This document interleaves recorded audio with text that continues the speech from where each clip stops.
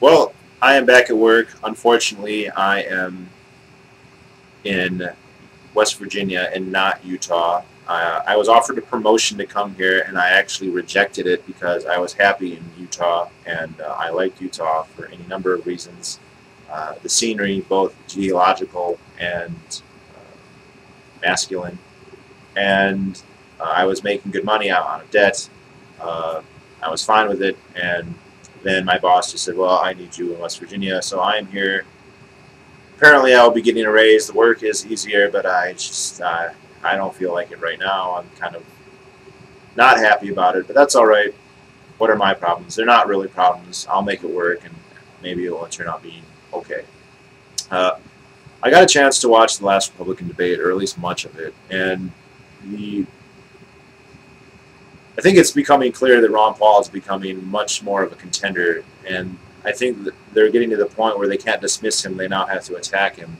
And the number one place that they are going to attack him and that they are attacking him is on foreign policy. I haven't heard any of the Republicans question him on any domestic issues, not on the Fed. I mean, abolishing the Fed is a radical move, something that none of them will go to. A few of them have come his way in that maybe they want to fire Bernanke, maybe they want an audit, that sort of thing. None of them want to abolish it. His tax cuts, his spending cuts, none of them have attacked that. Even his position on the drug war has gone completely untouched as far as I can see. None of them are saying he wants to legalize heroin or whatever. And that's interesting because they are attacking him, though, on foreign policy. And this is where they have the most ammunition because at a very basic level, fear is one of the most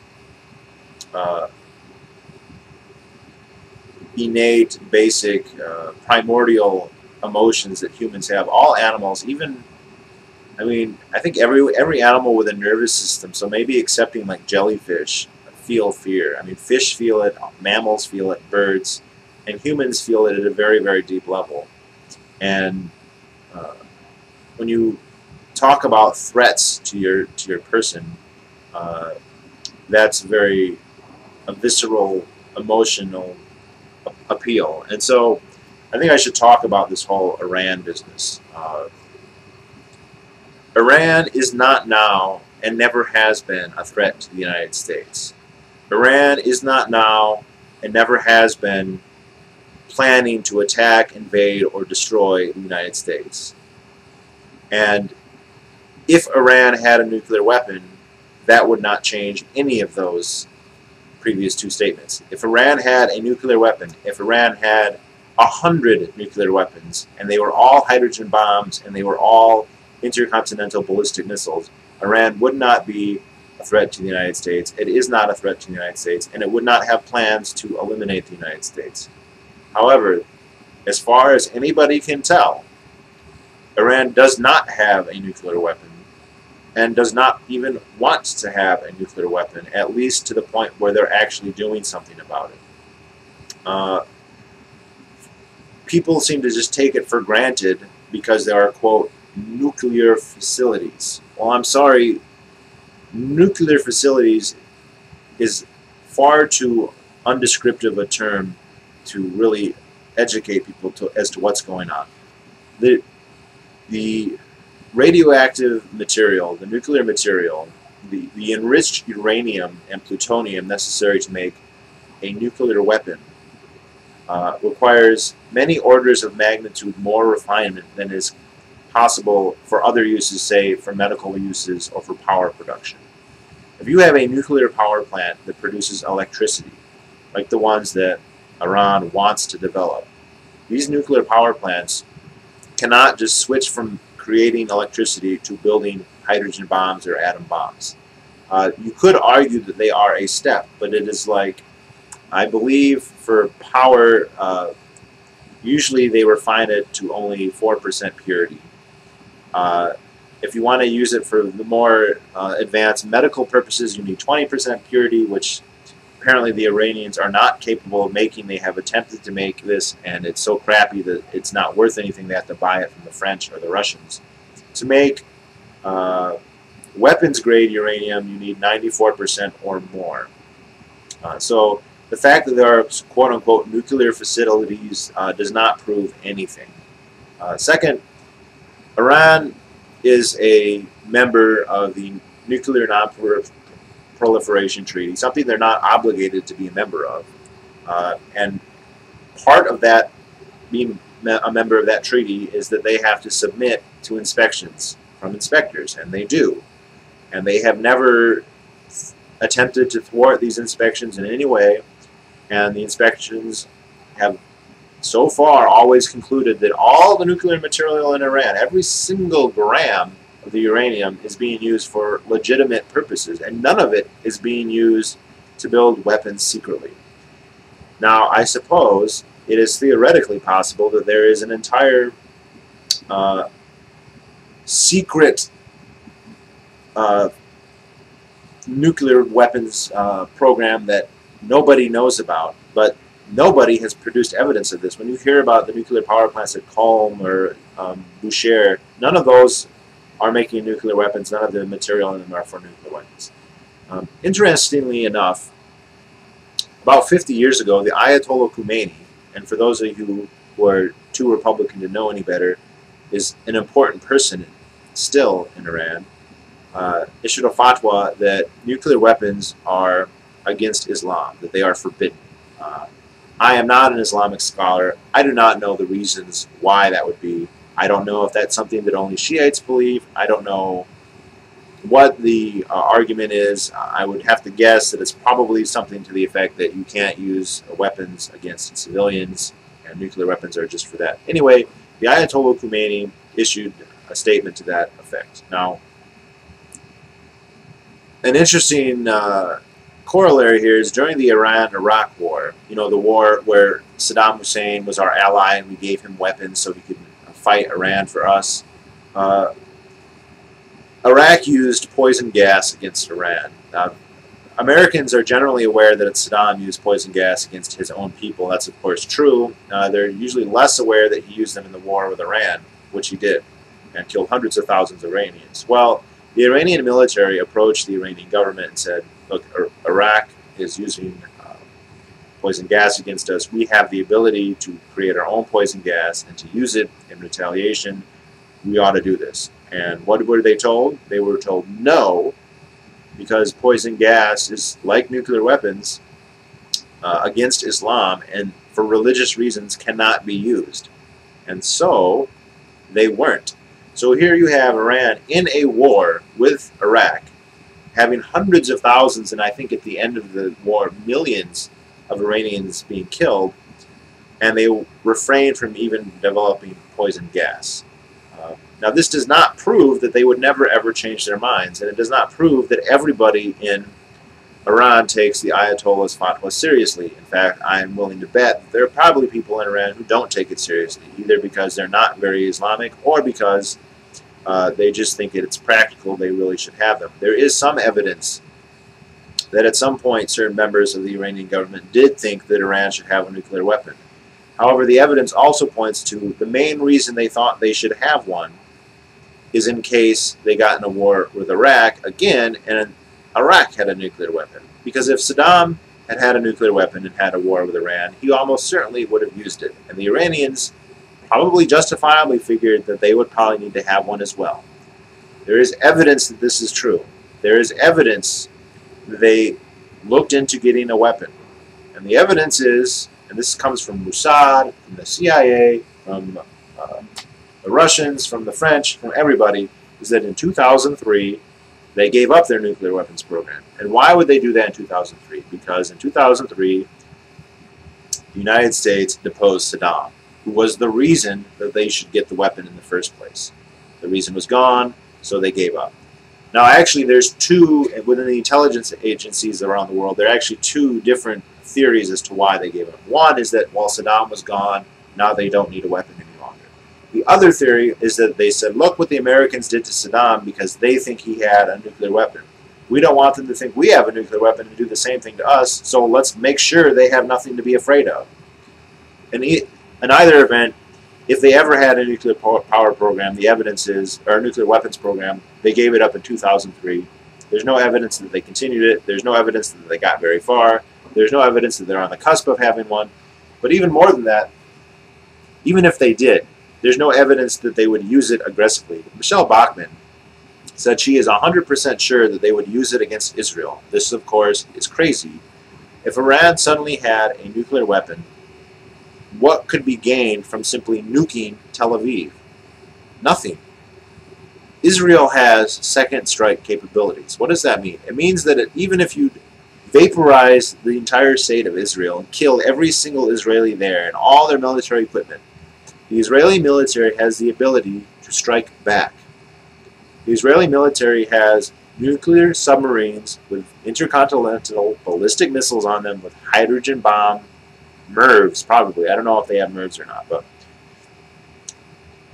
they would retaliate, and they could wipe Iran, Iraq, China, any other country, even the United States, off the map, probably. Or at least do unbelievably horrible damage. Everybody knows this. If you don't think it's true, the Iranians think it's true. Everyone thinks it's true. There's no way that they're going to conquer Iran. Now, the argument here that Rick Santorum so foolishly made, but yet is so convenient, is that this doesn't matter because the Iranians believe in martyrdom, and they want to be suicided, and so they don't care if they get annihilated after the initial. They don't care if Israel wipes them off the face of the earth because they are just so bloodthirsty. Well, this argument is stupid because if they're indeed that is suicidal, they don't have to wait for an atom bomb to commit suicide. People commit suicide all the time without nuclear weapons. You don't need to have a nuclear weapon to do that. They could start attacking Israel right now. They have missiles that could reach Israel. They could create poison gas. They haven't ever done that for religious reasons, but they're just suicidal if they wanted only to hurt Israel. If they lived for nothing else but to kill, which is the entire premise behind this ridiculous argument, then they could do that. And they could have Hamas attack Israel in a way far more than it currently is. They could send out missiles. They could try and invade. They could do any number of things. In fact, we've made it a lot easier for them because before, Saddam Hussein was in their way, and now they basically have free reign over most of Iraq, if not all of Iraq, which puts them a lot closer to Israel than they were before. I know most Republicans just imagine that when we were attacking Saddam, it's the same thing as attacking Iran, but really no, we were doing Iran a huge favor, just like when we got rid of the Taliban, who they also hated. Anyway, that's another story. If Iran was suicidal, then they could do that. They don't need to wait for a nuclear weapon to become suicidal. They could attack us right now in Iraq. They could start shooting missiles at our Navy in the Persian Gulf. And after they sunk a couple of them, we would retaliate, and we could grant them the suicide that supposedly they live to achieve. No, this is absolutely insane. They don't live for suicide. Apparently they do have some kind of religious belief in something like an end of the world. Guess what?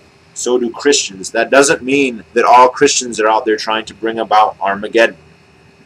There are a few Christians who are. There's probably a few Shiites who are. There's no evidence that the people in the Iranian government are those same Shiites. In fact, it's pretty clear that they're not. Otherwise, they would have already done it. They would have already gone into some kind of suicidal rampage to bring about the 12th Imam, and they haven't done that. Because as far as, and again, I'm not an Islamic scholar, but I think that this interpretation is credible because it matches the facts. They more or less believe that you have to just wait for the 12th Imam to happen. Just like Christians don't go about bringing about the second coming, you just wait for the second coming until it happens. You don't try and make it happen. I mean, I've heard there are some Jews who think that they want the second coming of Christ to happen, and they want to blow up the Muslim mosque on the temple wall because they think that's necessary, and they want to find a red cow, a red heifer to sacrifice there, and whatever. It's crazy, right? And those people are insane. But guess what? The people, not all Jews are like that. Not everyone in the Israeli government is like that, and not every Christian is a Branch Davidian, and not every Shiite thinks the end of the world's coming. In fact, I don't know any Shiites who think the end of the world's coming. Now, that just means I don't know that many Shiites, but clearly the people in the Iranian government have no interest in causing their own demise. The other thing is they have approached us to be friends on many occasions, and they have actually aided us in both the Iraq War and the Afghanistan War in ways that were not that dramatic, but that were admitted in the media. Taliban who tried to escape into Iran were arrested and prosecuted. That's why most of them went to Pakistan. That's not the only reason. The other reason is most of the Taliban were Pashtuns, and most of the Pashtuns lived by Pakistan. But they didn't harbor the enemies of America because they hate America so much. They hate the Taliban even more than us in some cases. You know, when we invaded Iraq, they went around chanting "Death to Iraq, Death to America." They hated Iraq, and we got rid of their number one enemy. So the Iranians are not suicidal. If they were, they wouldn't have to wait for a nuclear weapon. If they had a nuclear weapon, so what? That's only one. The evidence is if they actually wanted one, the reason would be the same as with Saddam, as a deterrent. And actually, it's very interesting because the very saber-rattling attitude, the bellicose attitude of our government is, if anything, likely to encourage them to actually attempt to get a nuclear weapon, which, again, there is no evidence that they are actually doing. All the intelligence agencies in the world, even the Mossad, the CIA, conclude that there is no evidence that they're trying to get a nuclear weapon. None. None.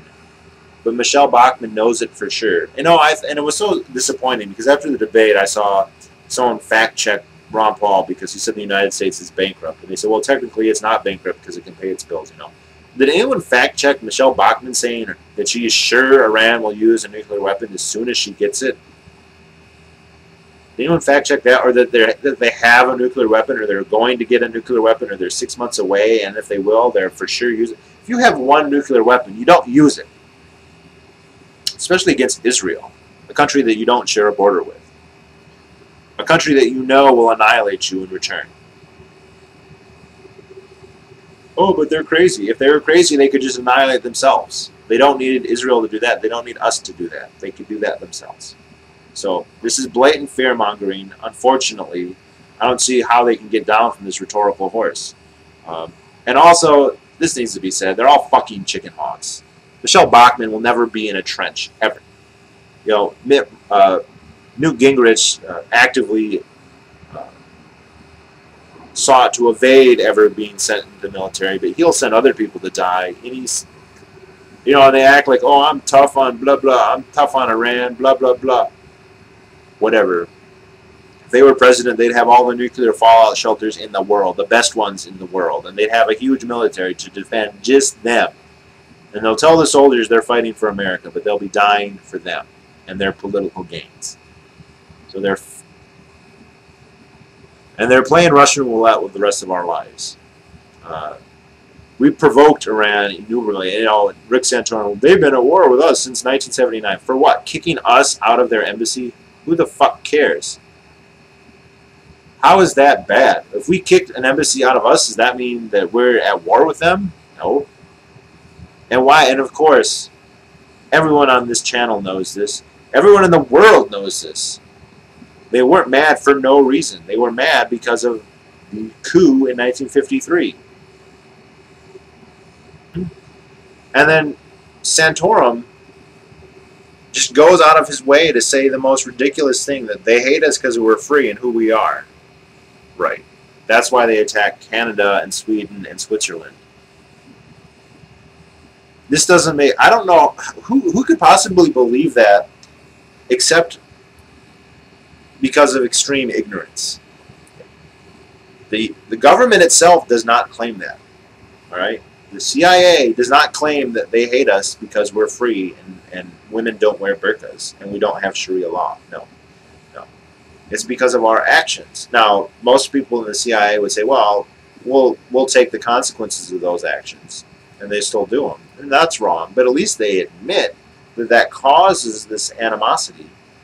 Read any book about, and then of course he compared them to Al-Qaeda. Sorry, they're Shiites, not Sunnis. You know, Al-Qaeda hates Shiites as much or more than they hate Westerners. I mean, they would sit there and debate, what are we going to do about Shiites? How many Shiites are we supposed to kill?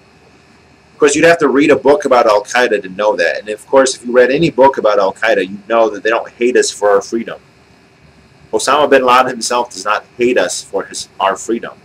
He might not like our freedom. He might think that it's wrong for our women to be the way that they are, or our men to be the way that they are. But he's not going to blow himself up for it. He's not going to lead a jihad for that purpose. He does that for other reasons, for political reasons, for our government's actions reasons. And even beyond him, the only way other people are motivated to kill themselves is because of it. You know, actually, Islam forbids suicide. Muhammad, he was in a battle, one of his top lieutenants killed himself, and he said, why did he do that? Now he's going to burn in hell forever. There's literally nothing in the entire Quran that says suicide's okay. All of it says that it's evil, that you go to hell forever if you do it. And if you... Al-Qaeda had debates about this, and before Al-Qaeda, the Egyptian Muslim Brotherhood had the same debates.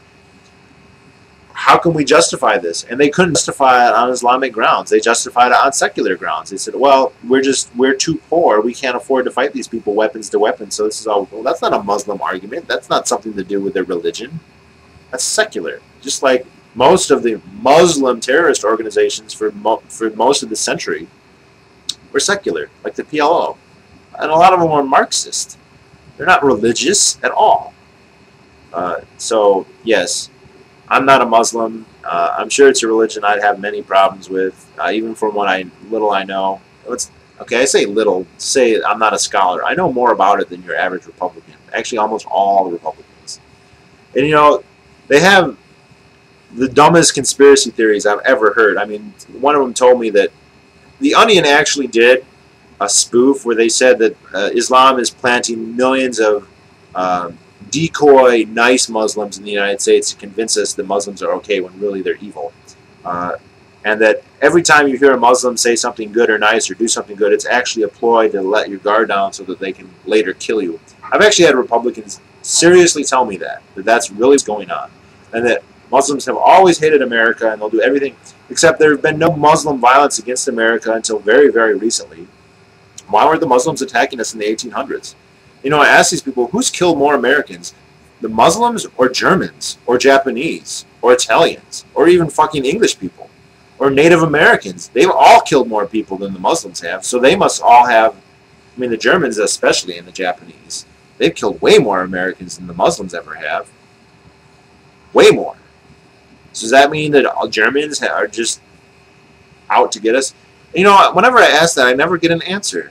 Never. It's just, oh, they hate us. And these are all fucking chicken hawks. And every time I talk to them, they're like, they say, oh, we got to kill them. I said, why aren't you in a trench then? Why aren't you in the military? Why are you sitting on your Facebook page in college at the Young Republicans meeting talking about how stupid Ron Paul is because he's not going to send other people to go die in a war? Why don't you go join the army so you can go die in a war? Unfortunately, the potential for a war with Iran is greater than just the soldiers dying. And I mean, obviously, Iranian civilians would be killed in large numbers. But the potential for American citizens to die as well is much greater than with Iraq. And not because of what Iran's capable of, but because of how the conflict might spread. And I'm not saying that that would necessarily happen, but I'm afraid that it could. And these other Republicans seem to be happy to risk even that, because they believe in the unipolar hegemon, and they will destroy this country in order to create that edifice that they worship at. And it's disgusting, it's sickening, and it's retarded. So, even if Ron Paul doesn't win, which I still think the odds are he won't, but he has a good chance, I think it's good that so many people are beginning to believe in him. And if you look at any article about him and you read the comments section, typically it's encouraging. So, I'll end on that note.